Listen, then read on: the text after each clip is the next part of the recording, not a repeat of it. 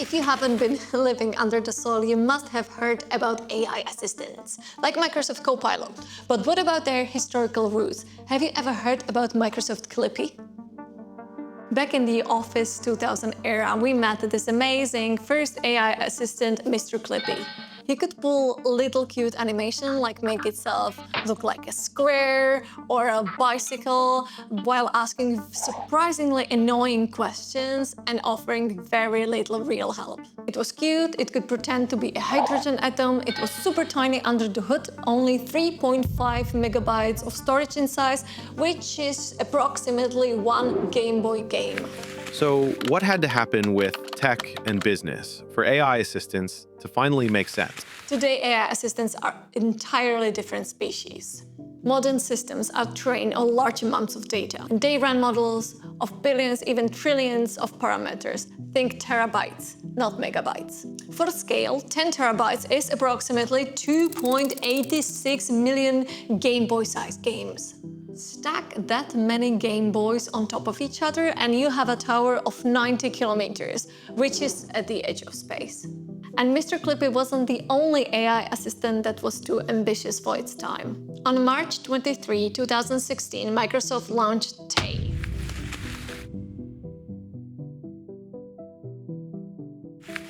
An AI with teenage girl persona designed to learn from Twitter interaction and mimic the style of speech. So within a few hours, Tay started to tweet something like, did nothing wrong. So Tay was alive only for 16 hours before Microsoft shut it off. And honestly, this hate run wasn't such an anomaly. Just look at Grok. AI learns from the human-made content on the internet. So if you leave it without safeguards, it tends to learn from the worst of humanity. Like a robot baby dropped into a throw party. Companies tried to tame this with rigid conversational chatbots, those you might remember from call centers or banking portals. They run on legacy NLP solutions, either rule-based systems or less advanced neural networks such as RNNs. While often impressive from the technological perspective, they were, unfortunately, unable to keep a customer conversation going. How this mostly worked, these systems guessed customer intent. They scanned messages for keywords and simple phrases, and then they linked them with pre-written answers. So these dumb chatbots gave dumb responses. So you kept clicking on the transfer to human while you were plotting a robot murder. Nice. The hype or the effort just didn't meet the expectations. So what had to change with AI assistants to finally start making a business sense? AI needed new model approach and more training power.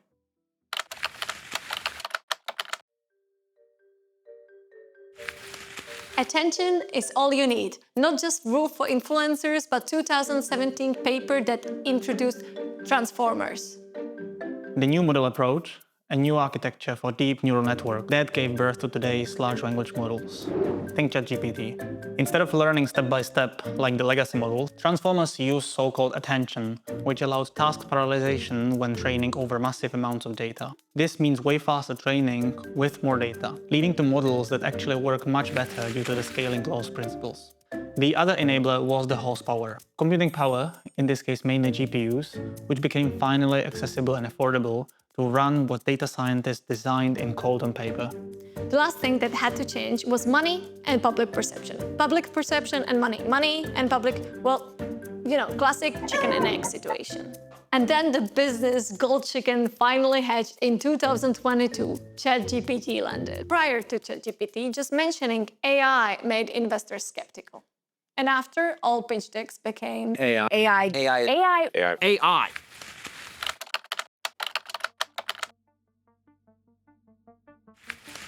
Today, we can finally see both sides of the assistant story working. External chatbots that are actually useful for customers, and internal assistants that help employees get their work done more efficiently. Inside companies, the generic assistants, like Microsoft Copilot or SAP Joule, help with the easy stuff. You ask them to summarize last week's emails, schedule a meeting, or produce notes. They're broad by design, which makes them easy to roll out, but limits how deep they can go in any human role. The emerging trend in this field is now role-specific assistants. And these aren't plug and play. They add much more value when they are wired to your company data, documents, and systems. And in the hands of people these systems were built for. Do not think just sales or customer care. as you can hear everywhere now, but also less obvious roles such as project delivery, project managers, business analysts, solution architects, and, of course, software developers. Everyone can have an AI solution for their role. If you want to move beyond the generic Copilot and instead want to build role-specific AI assistants, you have to do the real human work. It's more like gardening and less like magic.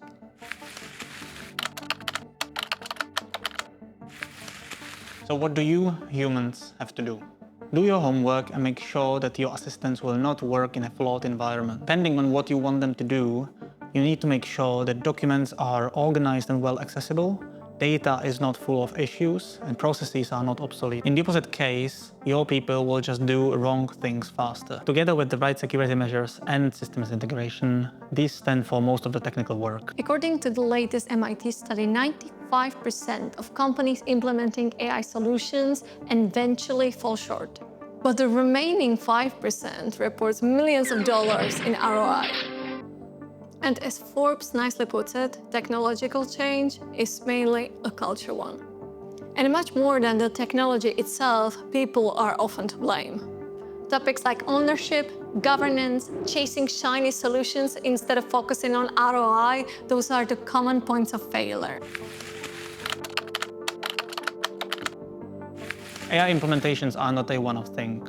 We are ready for a longer journey, and it needs to be governed all the way through the execution. For example, we worked with a company which introduced an AI agentic platform to its employees. They later found out that most of their employees actually use the agents to find what's in the canteen that day. It is interesting for sure, but the resources could have a slightly better use.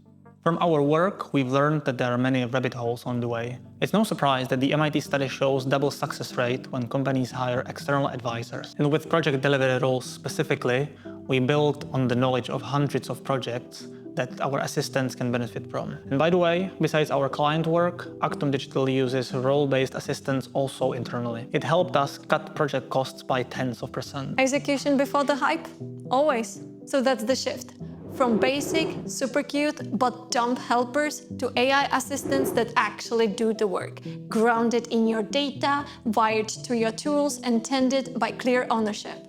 With AI, we are not raising a monster, we are growing a Monstera. Give it a good governance and it scales. If you want to scale AI solutions in your company, visit ACTUM Digital website. And if the mix of AI and business interests you, don't forget to follow AI Monstera for more.